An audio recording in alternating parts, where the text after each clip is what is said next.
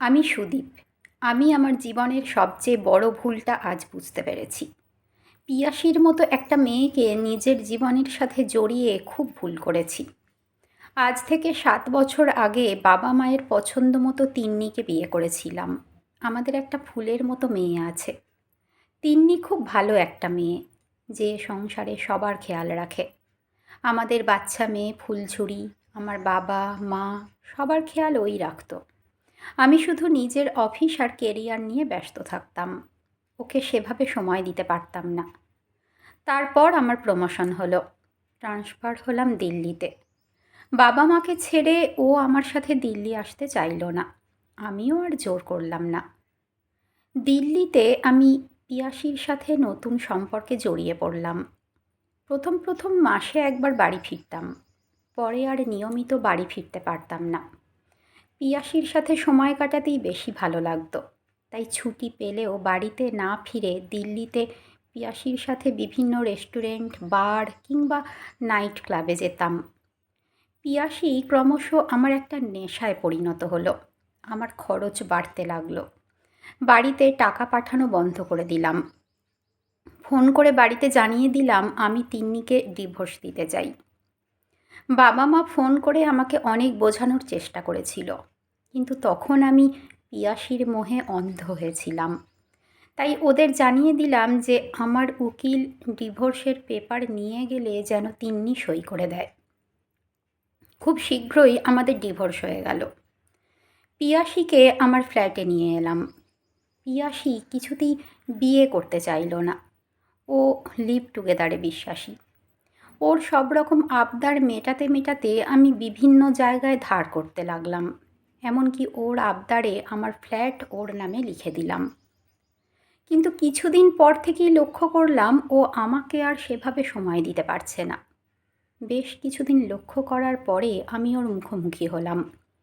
সোজাসুজি জিজ্ঞাসা করলাম ওর এই ব্যবহারের কারণ কী। ও একটুও সংকোচ না করে স্পষ্ট করেই আমাকে জানিয়ে দিল ও একটা অন্য সম্পর্কে জড়িয়ে পড়েছে, আর আমার সাথে থাকতে চায় না।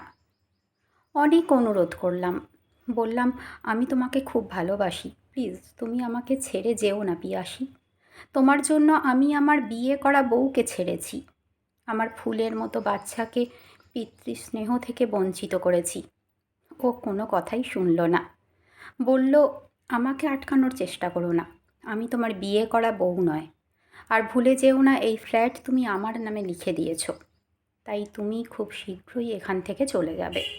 তোমার সাথে আমি আর কোনো সম্পর্ক রাখতে চাই না।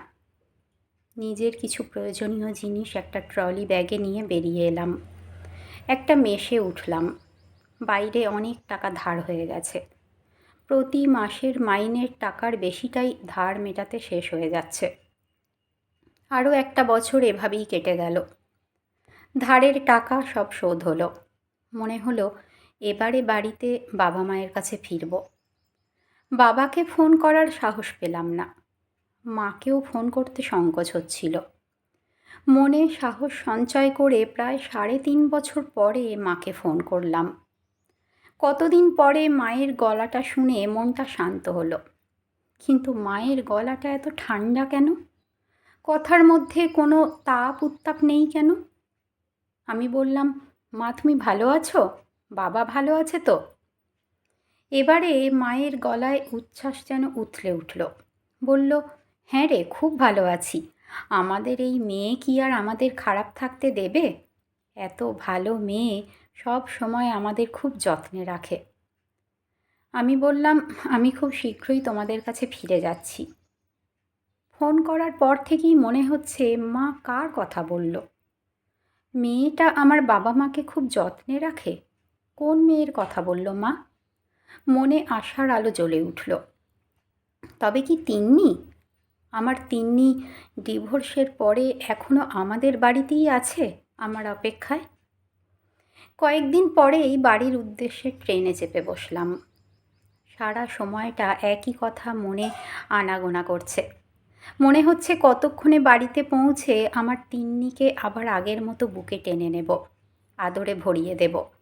আমার সব ভুল তিন্নি ক্ষমা করে দেবে নিশ্চয়ই।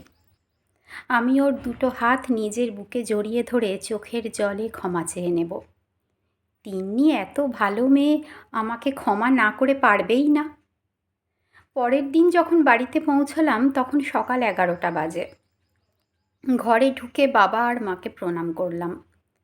কিছুক্ষণ মায়ের সাথে কথা বলার পরেই মনে মনে ব্যস্ত হচ্ছি, তিন্নিকে আর আমার আদরের মেয়ে ফুলঝুরিকে দেখছি না তো। মাকে প্রশ্ন করে জানতে পারলাম আজ ফুলঝুরির জন্মদিন, তাই ওকে নিয়ে তিন্নি মন্দিরে পুজো দিতে গেছে। নিজের ঘরে গেলাম। বেশ কিছুক্ষণ পরে তিন্নি ফিরে আমার ঘরে চা নিয়ে এলো। খুব স্বাভাবিক কথাবার্তা হলো, যেন কিছুই হয়নি। দুপুরে নিচের ডাইনিং হলের টেবিলে যখন খেতে বসলাম তখন টেবিলে বাবা, মা, তিন্নি আর ফুলঝুরি ছাড়াও এক ভদ্রলোককে দেখলাম। অবাক হয়ে তাকাতে তিন্নি মুখে হাসি নিয়ে আমাকে বলল, সুদীপ, তোমার সাথে পরিচয় করিয়ে দিই। ইনি আমার স্বামী, ফুলঝুরির বাবা। মা বলল, হ্যাঁ রে সুদীপ, এ হলো জয়। নামেও জয়, কাজেও জয়। তিন্নির সাথে একসাথে অফিসে কাজ করে।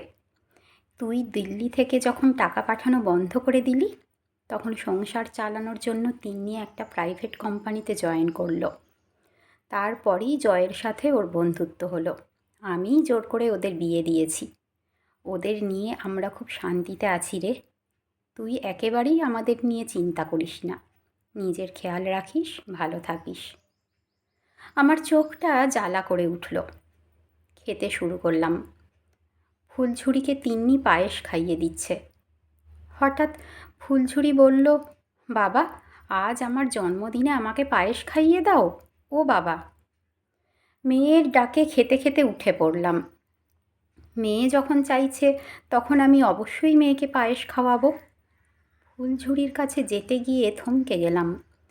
দেখি জয় হাতে চামচ নিয়ে ফুলঝুরির মুখে পায়েস তুলে দিচ্ছে, আর ফুলঝুরি হাসি হাসি মুখে ওর বাবার গলা জড়িয়ে ধরেছে, বাবার গালে হামি দিচ্ছে। এই দৃশ্য দেখার পরে আর গলা দিয়ে খাবার নামল না। হাত ধুয়ে ওপরে নিজের ঘরে চলে এলাম। আজ আমারই ভুলে আমার স্ত্রী, আমার আদরের মেয়ে জয়ের জীবন আলোকিত করছে। আমি সেখানে ব্রাত্য। বিকেলে নিজের ব্যাগ গুছিয়ে নিয়ে বাড়ি থেকে বেরিয়ে এলাম।